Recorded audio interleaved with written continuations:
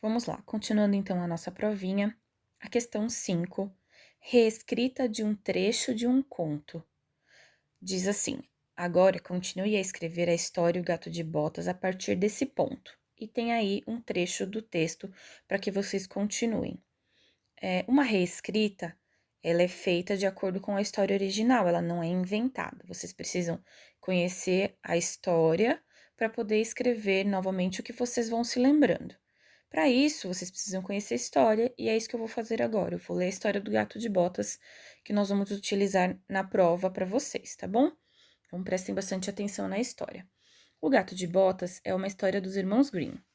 E a história diz o seguinte: um lavrador trabalhava muito, durante a vida toda, ganhando sempre o suficiente para o sustento da família.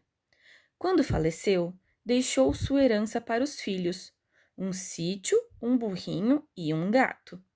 Ao filho mais velho coube o sítio, ao segundo o burrinho e o caçula ficou com o gato. Este último, nada satisfeito com o que lhe coubera, resmungou: meus irmãos sobreviverão honestamente, mas e eu? O que vou fazer? Talvez possa jantar o gato e com o couro fazer um tamborim, mas e depois? O gato logo endireitou as orelhas, querendo ouvir melhor um assunto de tamanho interesse. Então, percebendo que precisava agir, foi dizendo: não se desespere, patrãozinho, pois eu tenho um plano. Consiga-me um par de botas e um pedaço de pano e deixe o resto comigo. O jovem achou que valeria a pena tentar. Afinal, o gato parecia inteligente e astuto. Deu-lhe então um saco de pano e um par de botas. Desejou-lhe muita boa sorte e deixou-o partir. O gato dirigiu-se a uma mata na qual sabia que viviam coelhos de carne deliciosa. Mas eram bichos difíceis de apanhar. O esperto bichano enfiou no saco um punhado de farelo e outro de capim. Deixou o saco no chão e ficou bem pertinho, imóvel, à espera de que algum coelho jovem e inexperiente caísse na arapuca. Nosso gato esperou pacientemente. Por fim, viu suas esperanças se tornarem realidade. Um coelhinho se enfiou no saco, atraído pelo cheiro do farelo, e começou a comer tranquilo e gostosamente. Rápido como um relâmpago, o felino passou um cordão na abertura do saco e prendeu o coelho. Com a caça nas costas, dirigiu-se ao palácio real. Quero falar com o rei, disse ele aos guardas, com ares de muita importância. Foi conduzido à presença real. Afinal, não era sempre que aparecia um gato pedindo audiência. Na presença do soberano, o gato se curvou em respeitoso cumprimento. Majestade, meu patrão, o Marquês de Sacobotas, encarregou-me de oferecer-lhe este coelho, caçado nas matas da propriedade dele. O rei, que parecia apreciava muito carne de coelho, alegrou-se com o presente. Diga ao seu patrão que agradeço muito a gentileza. Alguns dias depois, o gato apanhou 2 grandes rolinhas numa emboscada, num campo de milho. Guardou as aves no saco e foi logo levá-las ao rei. O rei aceitou com todo o prazer essa segunda oferta, pois adorava carne de rolinha. Nos meses seguintes, o gato continuou indo à corte para levar caças ao rei, sempre agradando muito ao paladar do soberano. A cada novo presente, afirmava que as carnes vinham das terras do seu patrão, o Marquês de Sacobotas. Um dia, quando estava saindo do palácio, escutou a conversa de 2 criados. Amanhã o rei passará de carruagem pelas margens do rio, junto com sua filha, a mais bela moça de todo o reino.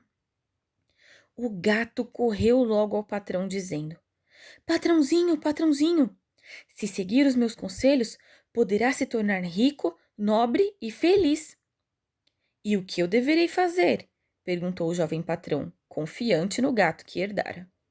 Amanhã você deverá ir ao rio e tomar banho no lugar exato em que eu indicar. O resto deixe comigo. No dia seguinte, enquanto se banhava nas águas do rio, o rapaz viu se aproximar o rei, acompanhado pela princesa e por alguns nobres. O gato, que lá estava à espera, saiu de trás de uma moita e começou a gritar com todo o fôlego. Socorro, socorro! Ajudem o Marquês de Sacobotas, ele está se afogando no rio! Ajudem! O rei escutou os gritos e reconheceu o gato que tantas vezes lhe levara carnes deliciosas. Imediatamente deu ordem aos guardas para que corressem e acudissem o Marquês de Sacobotas.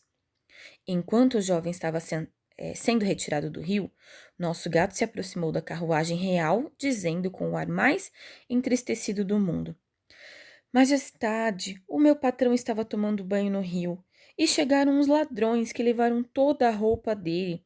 E agora, como ele poderá apresentar-se a Vossa Majestade inteiramente nu? Na verdade, o gato muito vivo havia escondido os trapos do moço embaixo de umas pedras.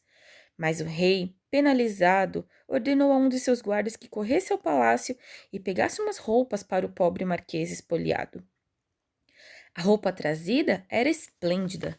Com ela, o falso marquês, que aliás era um jovem muito bonito, ficou com uma ótima aparência.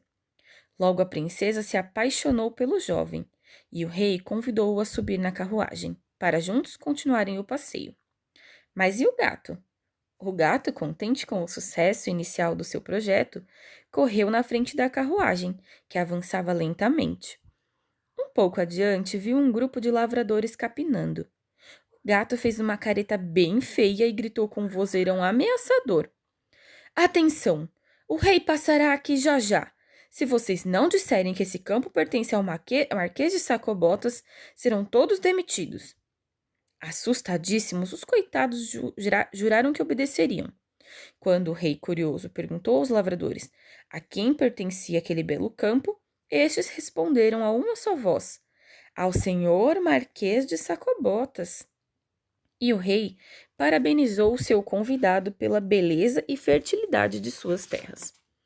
Enquanto isso, nosso gato, sempre bem à frente da comitiva real, parou num canavial em que os camponeses ceifavam.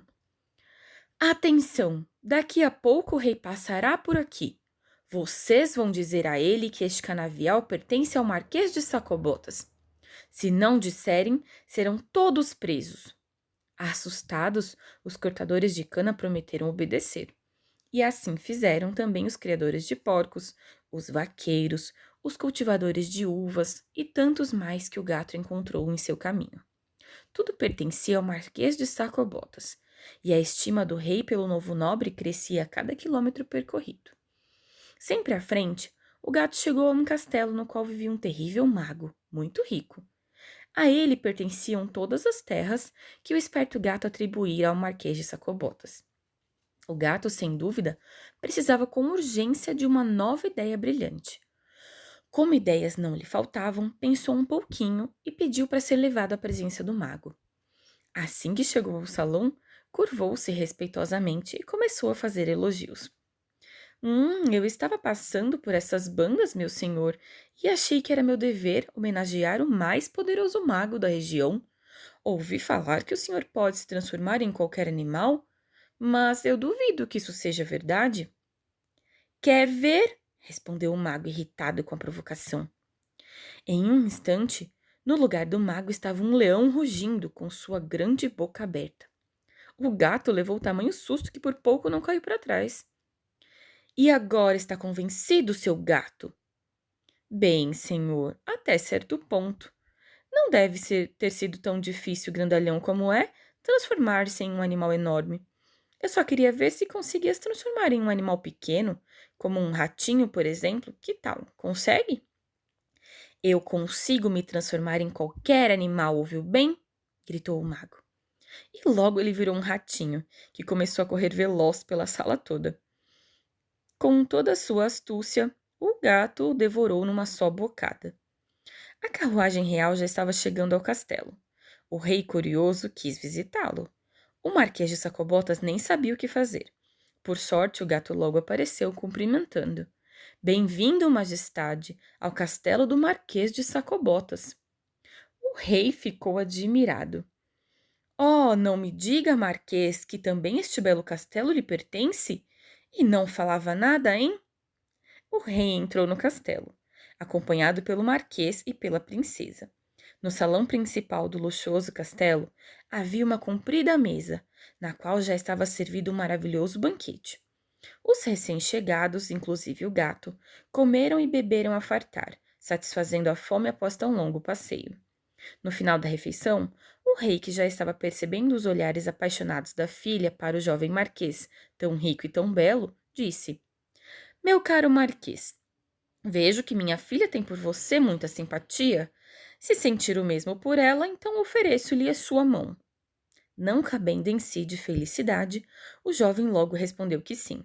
Naquele mesmo dia foram celebradas as bodas, e o filho do lavrador se tornou príncipe. E o gato, autor de tanta fortuna? Ah, esse se tornou um senhor, e se de vez em quando caçava algum rato, era por pura diversão.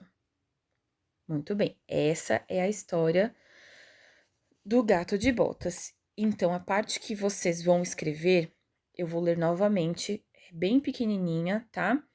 Na folha de vocês diz aí: O Marquês de Sacobotas nem sabia o que fazer. Por sorte, o gato logo apareceu cumprimentando. Bem-vindo, majestade, ao castelo do Marquês de Sacobotas. O rei ficou admirado. Ó, então a história de vocês parou aí. Então, vocês vão escrever daí pra frente. A partir do momento que o rei ficou admirado, vamos lá, eu vou ler de novo. Oh, não me diga, Marquês, que também este castelo lhe pertence. E não falava nada, hein? O rei entrou no castelo, acompanhado pelo marquês e pela princesa. No salão principal do luxuoso castelo havia uma comprida mesa, na qual já estava servido um maravilhoso banquete. Os recém-chegados, inclusive o gato, comeram e beberam a fartar, satisfazendo a fome após tão longo passeio. No final da refeição, o rei, que já estava percebendo os olhares apaixonados da filha para o jovem marquês, tão rico e tão belo, disse: Meu caro marquês, vejo que minha filha tem por você muita simpatia. Se sentir o mesmo por ela, então ofereço-lhe sua mão. Não cabendo em si de felicidade, o jovem logo respondeu que sim. Naquele mesmo dia foram celebradas as bodas e o filho do lavrador se tornou príncipe. E o gato, autor de tanta fortuna, ele se tornou um senhor, e se de vez em quando caçava algum rato, era por pura diversão. Esse é o trechinho que vocês têm que escrever e encerra nessa parte. Muito bem.